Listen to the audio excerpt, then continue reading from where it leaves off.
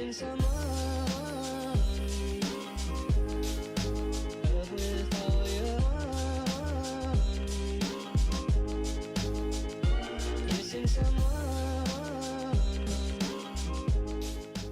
Hey guys, it's me Paige, and welcome back to my channel. So today I will be giving you guys an overview about the basics of Blender and Roblox Studio. This video was recommended by someone in the comments, and I hope that this clears up any of you guys' questions or anything. And if you have any more questions, just comment them down below. Hope you enjoyed the video. So when you open Roblox Studio, you should see this. Now for all my models and making GFXs, I use the base plate. So it's gonna load in for a few seconds like this, and then you should see this. So I'm first gonna show you through the toolbar at the top, and we're gonna first start at the home button. So first we have the select button, and this is how you select models. Then you have the move button. This is how you move the models. Then you have the scale button. This is how you make the models smaller in size or bigger in size. Now this is the rotate button, and this is how you rotate your models. Now I'm going to skip this because I don't really know what it does, and I'm going to go to the toolbox button.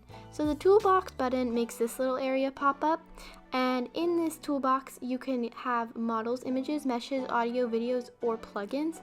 I usually use models, images, or plugins. Now in images, you can find images to put on different models. Now in models, this is where you find the 3D items that you can put in your GFX background models.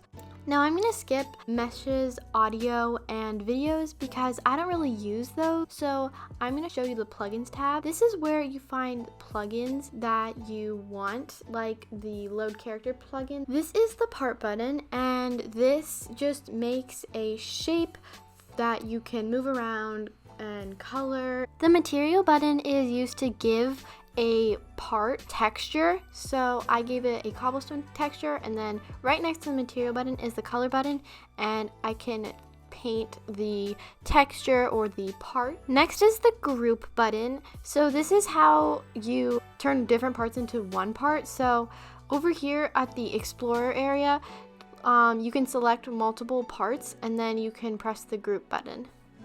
In the model section, all the buttons that I know about are the same buttons from the last section, like select, move, scale, and rotate, and part, material, and group. So now we're gonna skip the test tab, and we're gonna go to the view tab. We're just skipping the test tab because I don't really use it, so I don't really know what it does and all the stuff in it.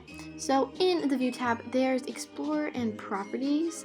Now Explorer is this side area where you can select all the pieces of models and images and stuff, and that's how you group stuff. So to select it, you're gonna want to press Shift on each specific object. And then down here in the Properties tab, I don't really use this unless I change my characters' clothes for specific GFX if I don't have them. Last, we have the plugins folder, and basically it just holds all of your plugins. Now I'm going to show you guys how to move in Roblox Studio. So over here we have this little cube thing, and basically what it does is it helps you change angles of how you're looking at stuff, so you can look at it from the right angle or the left angle or at a side angle, and then you can also look at it from the top angle or the bottom angle. To move forward, you're going to want to press W. To move backward, you're going to want to press S. To move left, you're going to press A. Right is D, up is E, and Q is down. This is what you will first see when you open Blender. So it basically just has your recently opened session. So to get rid of it, you're gonna just want to click anywhere. Okay, so now I'm gonna go over some simple commands or things you can do in Blender, like selecting something, selecting multiple things, moving stuff, rotating stuff, making them bigger and smaller, etc. So to select something, you're just going to want to put your mouse over it and then right click it. And then to select multiple things, before you right click it, you're gonna press Shift. To move stuff, you're going to want to go down to these little buttons down here, and when you press this one with the arrow, you will get this little thing with a bunch of arrows, and you can use them to move your object up, down, left, right, wherever you want it to go. Next is the rotate button, and you'll see a bunch of circles replace the arrows, and you can use these circles and turn them to rotate your object. Then you have the scale button, and you can just make things bigger or smaller. Sometimes it's a little hard to scale objects because you want to try and make them as equal as possible in their proportions, but you'll get the hang of it after doing it for a little while. Next, to move, you're going to want to press Shift F, and then you're going to go and use the same keys before that you used in Roblox Studio. W for forward, S for backward, A for left, D for right, E for up, Q for down. To delete stuff, you just press X and then press delete when that pop-up comes. Okay, so now we're going to go up here. So the first button that we have is the File button, and in that you can import different files that you have and open different files. Next, you have the Render button, which is how you can render animations and other stuff. And then up over here we have the Render-ish button. This is where you can choose what kind of render you want, like Blender render or Cycles render. Blender render is more of a basic rendering style thingy, whatever you call it, and Cycles render is more advanced and takes longer to render but comes out nicer and smoother. So now we're going to come all the way over here in the Tools section. So down here we have some things that you can do with different objects. Like you can duplicate an object, or you can turn multiple objects into one object with a join button, or you can set your origin, what that little arrow thingy is, to your object if it's not attached to it directly. That will make more sense the more you use Blender. Next, we're going to use the Create button. This is how you can create like cubes and stuff, and you can make these shapes bigger and smaller using the Scale button. So now we're going to come all the way over here, and we're first going to go to the camera button. So the camera button is one way you render stuff. It can also adjust the size of your camera and its resolution. It can make your background transparent. It can choose a type of file that you have your animation saved in. There are a lot of things that it can do, and it's like the main button. Next, you have this button with the pictures, and I mainly use it for the denoising button. This makes everything less buzzy and blurry. Then we have this button. I don't really use it. Then we have the world button. This is what you use for your background, and it also has ambient occlusion for lighting. Then I skip these buttons, and then I go over here. This can change the material of an object that you have. And then those are all the buttons I really use. But the more you explore Blender, the more buttons you'll use. Okay, so now we're gonna go down here. So this button is the object button, and I only really use this if I'm using a rig. It helps me go into pose mode and object mode. Over here with that cube, it helps me go at different views. I'm usually in 3D view and node editor because that's how I edit what my character's skin is. Next is the view area where you can view it at different angles. Now here is how I see it through different like shading. Now I can see what it will look like when it's rendered, or what the texture looks like, or what the material is. And that's really all for down there. You're first going to want to open up Roblox Studio and then press Baseplate. You're then going to want to go and see if you have the Load Character plugin. If you want to check, you're just going to want to press Plugins, and if it's not up, you can also check Manage Plugins to see if it's on or off. If you don't have the Load Character plugin, you can always go back to the toolbox to download it. So in the toolbox, you're going to want to go up to the Models button, and then you're going to want to scroll down to Plugins. Once you do that, you'll see a bunch of plugins that are in the section, and if you can't see the Load Character plugin right away, you can always go to the search bar and then search Load Character. Once you do that, you can go and click on the free version. You don't need to pay. The free version works fine. And then you're going to want to scroll down and press the install button. Once you do that, you're going to go to the plugins tab and then look for the load character button. If you don't see it, you're going to want to go to manage plugins and then you're going to want to turn it on. And then once you go back to the plugins tab, it should be there. Once you do that, you're going to want to press load character and then type in the username of the character that you want to use. Once you do that and you've loaded your character, you're going to want to make sure you have spawn origin on and you're going to want to press R15. Do not press R6 because if you press R15, then you will have more joints to move.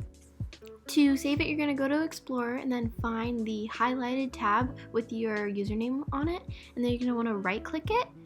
And then you're going to want to scroll down and press export selection. Once you do that, you'll see this pop up and you're going to want to choose where you want to save it and what you want to call it.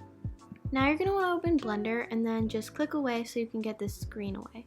Once you do that, you're going to want to press X and then delete so you can delete the block. Then you're going to want to go up and press the file button, scroll down to import, then to wavefront OBJ. Then you're going to want to find and choose your file. So now that you found your file, you're going to see that it's all white. We're going to add the skin of the character. So you're going to want to drag out this plus button. And then you're going to want to go scroll down and find textured solid and ambient occlusion. Once you do that, you're going to want to go to the world button and then scroll down to ambient occlusion and indirect lighting. And that's how you import your character into Blender. Now you can use this fully imported character to make a GFX. So first you're going to want to open Roblox Studio and then you're going to want to open a base plate. You're then going to want to go and see if you have the load character plugin. If you want to check, you're just going to want to press plugins, and if it's not up, you can also check manage plugins to see if it's on or off. If you don't have the load character plugin, you can always go back to the toolbox to download it. So in the toolbox, you're going to want to go up to the models button and then you're going to want to scroll down to plugins. Once you do that, you'll see a bunch of plugins that are in the section, and if you can't see the load character plugin right away, you can always go to the search bar and then search load character. Once you do that, you can go and click on the free version. You don't need to pay. The free version works fine. And then you're going to want to scroll down and press the install button. Once you do that, you're going to go to the plugins tab and then look for the load character button. If you don't see it, you're going to want to go to manage plugins and then you're going to want to turn it on. And then once you go back to the plugins tab, it should be there. Now you're going to want to type in the username of the character that you want to use. Then you're going to want to press spawn R6 because if you press spawn R15, then the skin won't load correctly on the rig. Then you're going to want to right click the highlighted name on the Explorer bar and then scroll down and press export selection. Then you're going to want to type in what you want to save your character as and where you want to save it. Once you open Blender, you'll see this little thing, so you can just tap anywhere to make it go away. So then you'll see this cube, and to delete it, you're going to press X and then delete. So now we're going to go and import our rig. So you're going to press File, then Open, and then you're going to find your rig file. So now that we open the file, we're going to go and change the skin of the rig because it's obviously white. But before we do that, we're going to want to delete the head of our rig. So you're just going to press the X button and then the delete button like we did with the cube and delete all the parts of the head.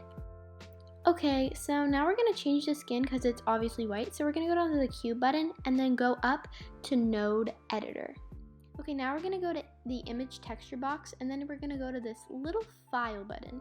And now we're going to find the file of our character. After you choose your character's texture, you're going to want to go down to this little button and you're going to want to press it and press 3D view. So now we're going to go and add our head and accessories. So we're going to press the file button and then we're going to press import and then wavefront OBJ. Now we're going to go to where we saved our character and open that file. Now we're going to go and drag out our character and we're going to delete all of its body parts except for the head, hair, and accessories that you want to keep. Now you're going to want to select all the accessories and the head and the hair, and you're going to want to go and drag it back onto the body. And then you're going to want to go over to the tools bar, and you're going to want to press the join button, and then you're going to want to go over here to rotate and type in 180. And that is how you set up a character when you're going to use a rig. I hope you guys liked the video, and I hope it cleared up any confusion that you had. If you did like the video, please remember to like and subscribe, and comment down any questions if you still have more questions. And I will see you guys all next time. Bye!